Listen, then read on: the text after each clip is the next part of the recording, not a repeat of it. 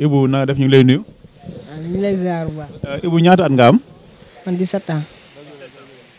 Ibou 17 ans nga dugg ci gaal yi lan moo tax nga dugg ci gaal yi.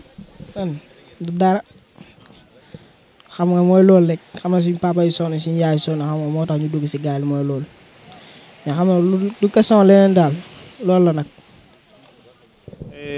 naka nga def ba dugg ci gaal gi dañ la yóbbu wala yaa demal sa bopp. demal ma sax sama boobu sax damaa gis sama papa yi ak suñu yaay ñuy dundee noonu rek xam nga mooy loolu te xam nag dénk xale te raw laa am jom quoi léegi si laa dugg si gaal mooy loolu dugg ma si gaal man maa forcé rek dugg ñu yebal ma mooy loolu mais man du question leneen nag moo tax ma dugg si gaal yi loolu rek la. lan nga dund si biir gaal gi. gars yi moom xiif mooy jàppoon quoi xiif waaw bu ñu amee 4 jours la suñu lekk jeex. amee 4 jours la suñu lekk jeex léegi nag ñu am 16 jours su ndox suñu 16e jour lañ teer lekk suñu 16e jour lañ teer waaw. def ngeen 12 jours yoo xamante ni lekkoo leen.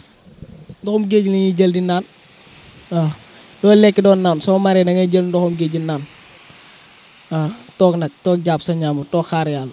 ki fan ak ñaar. ki fan ak ñaar waaw toog soo maree daal da ngay naan sa ndoxum géej di toog xaar yàlla. waaw amuloo ñu si gaañu si loolu parce que fukki fan ak ñaar am na ñoo xam ne mënuñu kaa muñ. am na ñu si gaañu kay waaw mais ñu si gaañu nag mënuma leen a limal ne kii la ñu si gaañu daal bari na.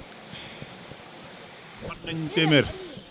ñu si gaañu daal bari mais xaw ma nag man ndax téeméer wala matuñ mais ñu si gaañu daal bari nañ man ñu ma leen quoi parce que man mii di wax ak yoon nii sax man damaa sonnoon te am na ñeneen tamit ñu ma àndaloon tamit dañoo sonnoon te ñu ngi fii. bi ngeen njëkkee gis nit koo xamante ni gaañ na ni en tant que xale est-ce que tiituloo sa fit bi demul. sama fit dal. lan moo tax tiituloo da nga yàgg gis ko gaañu wala da nga jàpp ne seen normal la. yooyu tiituma yooyu defuma kaa sax déedéet. ki gaañoon nuñ ko def. gaañoon dañ kaa jël foofu soo gaañoo daal dañu lay jël daal sànni la géej heure boobu waaw soo gaañoo dañu lay jël nga sànni la. si géej gi si ndox mi. bi nga gisee loolu yow xalaatoo ne yow aussi mën nga si gaañu gars yi jël la sànni la xalaatoo loolu.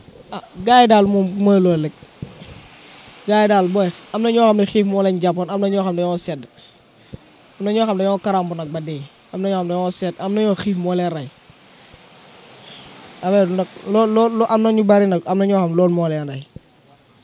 tey ñibbisi nga si jàmm ak salaam est-ce que tey boo gisoon beneen gaal buy dem léegi di nga ci dugg. non du ma si dugg sax man ndigal léegi laa xaar ndigal léegi. kala. tere nañ la léegi nga dugg si gaal gi.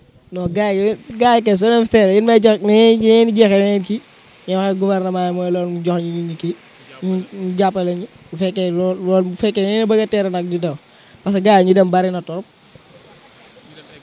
waaw ñu dem egg bari na torop am na sama xarit ba démb rek am na ko ma noo waxal sama xarit. boo xam ne dem na waaw.